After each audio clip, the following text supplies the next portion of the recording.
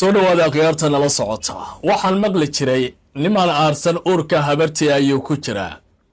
sidaad la socoteen saacadihii la soo dhaafay warbaahinta adduunku waxay tabinaysay dowladda Iiraan oo laga dilay hogaamiyihii ugu sarreeyay ee ilaalada kacaanka ee dhinaca sirdoonka ninka qaadami lagu magacaabi jiray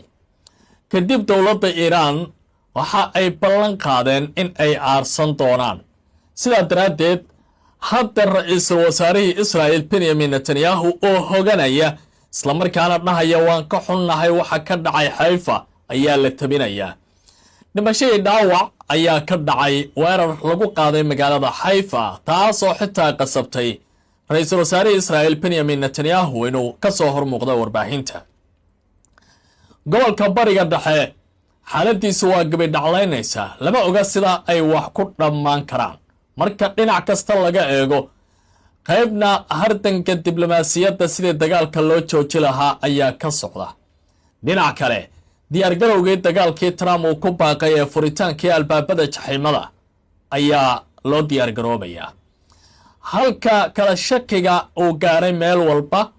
isla markaana carabtii qaar ay ku dooqayaan ama ay leeyihiin haddii Iiraan tol iyo xigaal tahay yaanay naga burburin goobaha dhaqaalaha nolosha iyo tamarta talow dowladahaasi ka mid ah maxaa ka dhacay magaalada Eilat ee ku taala koonfurta dhulka la haysta ee Falastiiniyiinta halkaasi oo iyana war dhilale laga soo sheegayo oo Israa'iil ay leedahay maanta waxa dhacaya talow looma dul qaadan karo halka wasiirka dagaalka ee nidaamka Israa'iiliyiintana Katz ninka lagu magacaabo uu leeyahay xaruntii shidaalka ugu weyneyd ee wadanka Iiraan waan gubnay waxna kama shaqeynayaan oo boqolkiiba 85 wax soo saarkii shidaalka wadanka Iiraan xaddaaqada ayaa laga dhigay talow marunba warbaan iyana idinka siin doona wasiirka amuraha dibadda ee wadanka Iiraan Abbas Araghchi door wax ku ool ah ayuu ka dheelayaa gobolka bariga dhexe dowladda Pakistan ayaa soo bandhigaysa muhiimadda ninkaasi uu leeyahay JD Vance waxa uu leeyahay aniga waxaan noqonayaa nabadoon garwadanka ah heshiis iyo waliba dad badan in la badbaadiyo dowladda Iiraanna ciidamadeedu waa carbisan yihiin heeganse waxay ugu jiraan inay ka hortagaan weerar kasta oo lagu soo qaadi karo boqolkiiba 90 sida qubradu ay tilmaamayaan dagaalka Israa'iil ee gobolka bariga dhexe ee Mareykanku ay kula jiraan waxa ay ka dhigayaan kii Soomaalida ay u taqaanay umaladooxa marka la fiiriyo sida ay u dhaqmayaan iyo waliba sida ay hadda xaaladu tahay gobolka bariga dhexe xageegeeda u yahay ma dagaalkii loo yaqaanay dunida in loo celiyo xilligii godadka ee loo yaqaanay casrul xajri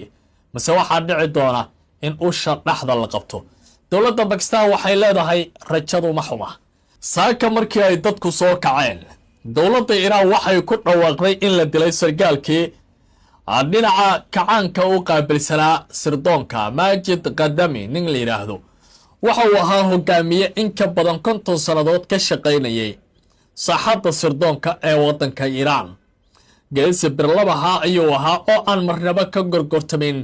sida xaaladda wadankiisu tahay laakiin Israa'iil waxay leedahay waxa kale oo la dilay hogaamiye sare oo ka tirsan Afrikada loo yaqaan Faylaq al-Qudus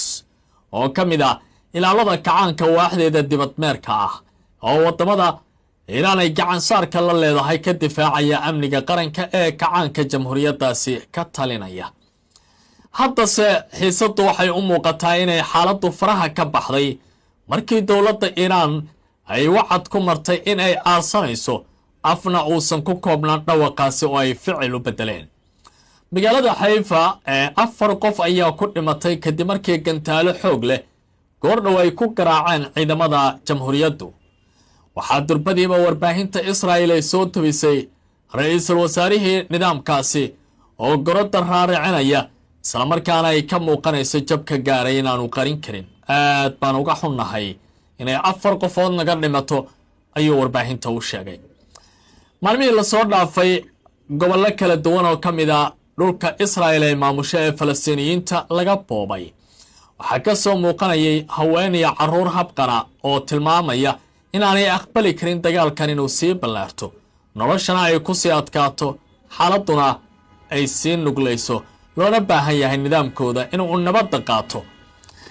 haddaba waa kuma sargaalka la dilay ee khatami lagu magacaabo? sidee dowladda Iiraan uga hadashay? maxayse ka tiri aaskiisa? wargeyska Ra'yul-Yawm waxa uu leeyahay dowladda Iiraan waxay shaacisay in la dilay taliyihii sirdoonka ilaalada kacaanka Majid Qadami kadib duqeyn ay fuliyeen diyaaradaha Mareykanka iyo kuwa Israa'iil. bayaan rasmi ah oo ka soo baxay ilaalada kacaanka ayaa lagu sheegay in Qadami uu ku dhintay weerar waaberigii hore ee saaka lagu qaaday gurigiisa Isniintan, isagoo iyadoo la tilmaamay baa layidhi dowrkiisa iyo waayo aragnimadiisii gunta dheerayd ee ku dhowaad nusqarniga uu ka tirsanaa hay-addaasi. faahfaahin dheeraada lagama bixin goobta weerarka sida gaarkaa loogu dilay marka Tahraan la joogo, waxaana la sheegay in jadwalka aaskiisa dib loo shaacin doono. dhinaca kale ciidamada Israa'iil ayaa ku dhawaaqay in ay fuliyeen weerarkan isagoo ka dhacay Tahraan. waxaa kaloo lala qaalijiyay buu leeyahay Katz, waa ninka dagaalka u qaabilsan Israa'iil ee Ashqar Bukhari oo ahaa taliye ka tirsan cutubka howlgallada kaarka ah ee Qudus 840. ilaa iyo hadda Tahraan si rasmi ah uma xaqiijin geerida sargaalkaasi labaad, laakiin tani waxay ka dhigan tahay sirdoonka Israa'iiliyiintu weli in ay dhex maquuranayaan magaalooyinka ay dagaaladu ka jiraan oo ay ka mid tahay Tahraan. xiisadda dagaal waa sii kordhaysaa, waxaanay u muuqataa inay talo faraha ka sii baxayso oo dhinacyadu ay ka maagayaan xiisaddan sii xumaanaysa iyo dagaalada sii xoogaysanaya. dhinaca kale markaan sii eego wararka Israa'iil ka soo baxaya,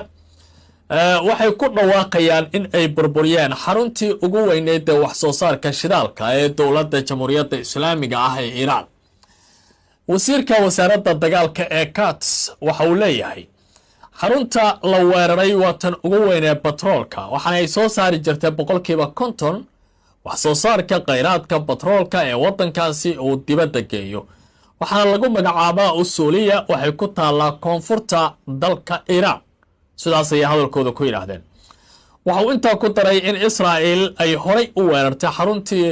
wax soo saarka ee tan ku xigtay, iyadoo hadda ay ka dhigan tahay bay leeyihiin sida ay ku tooqayaan 85% wax soo saarka shidaalka dowladda Iiraan in la fariisiyey, taasoo ka dhigan dowladda Tahraan inay qasaarayso $100 bilyan oo dollarka Mareykanka. Katz waxa uu tilmaamay in isaga iyo ra'iisul wasaarihiisu ay ka dambeeyeen bixinta awaamiirta noocan ah, iyadoo dowladda Mareykanka iyo weliba rag kale ay ku dhawaaqayaan in beegsiga xarumahan ay dagaalka sii kordhin karayso. Israa'iilna ay dagaalka gaarsiisay xitaa in ay ka dhigto qaab umuladooxa in loo galo. tani waxay ka dhigan tahay gobolka bariga dhexe geediga nabadda inuu ka sii guurayo, oo taladu ay muuqato inay meel adag gaartay oo la raadinayo. Bakistan ruuclo orod ayay ugu jirtaa sidii nabadda loo heli lahaa. Mareykankuna waxa uu leeyahay waqtiga waa iskurayaa, saacaduna waa wareegaysaa. baabadii jaxiimada ayaan furi doonaa inagoo ka aarsanayna dowladda Iiraan waxay nagu samaysay marka xaaladeeda la eego. inkastoo Trump uu dhex taagan yahay bangariyaad lugaha dhiiqa ay ugu jiraan uusan ogeyn waqtiga uu ka dhammaan karo, haddana weli waa goodinayaa. waxa uu leeyahay aniga iyo Iiraan naloo kala baxo, wixii dhacana waad arki doontaan. General Asim Munir, taliyaha ugu sarreeya ciidamada Pakistan, waxa uu leeyahay dagaalka waxaan doonaynaa in lagu joojiyo qodobo kala duwan. waa koowe in la abuuro rajo nabadeed oo si rasmi ah xabad joojin loogu dhawaaqo, iyadoo shakiga meesha ku jiro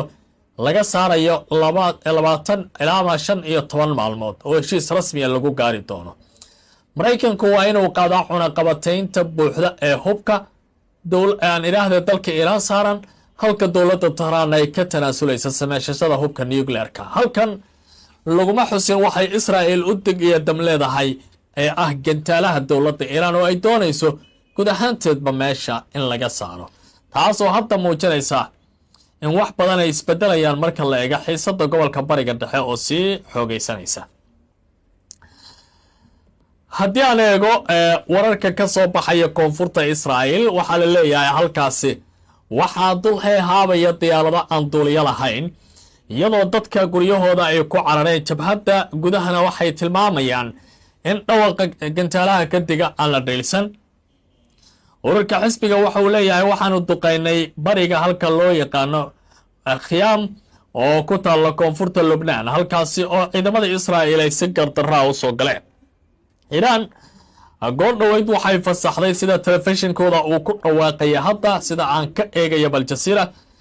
dufcadii cusbayd oo ka tirsan weerar gantaalo ah oo ku sii jeeda dhulka la haysta bay yiraahdeen. waxaana ay gaari doonaan goor daqiiqada kadib iyadoo dhowr meelood oo kala duwan oo Israa'iil haddaba laga sheegay inay wax ku dhacayaan. magaalada Tel Aviv xaaladeedu ma xuma ma sahlana, iyadoo duqaymaha xitaa Iiraan laga maqlayo oo Israa'iil maanta naar loo shiday. waa hadalkii ciyaalka xaafadda waxaana hadda muuqanaya in xitaa magaalada Caqaba gantaalo laga maqlay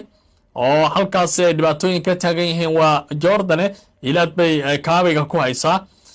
saldhigga loo yaqaan Gafacaad Olga oo ka tirsan dhulka la haysta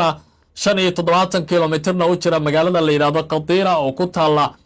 wadanka la yiraahdo Lebanon. iyana waxba ka dhacaya oo Israa'iil maanta xaaladoodu ma fiicna. marka dhinac kasta laga eego xiisadu gobolka bariga dhexe igu soo orod maaha oo waa ka sii daraysa. dowladda Iiraan inkasta oo ay gantaalo la kulmayso haddana Qatar baa ka hor dhaweyd hadashay. waxay leedahay dowladda Iiraan haddii ay tole xigaal tahay oo ragis abaal gashan jiray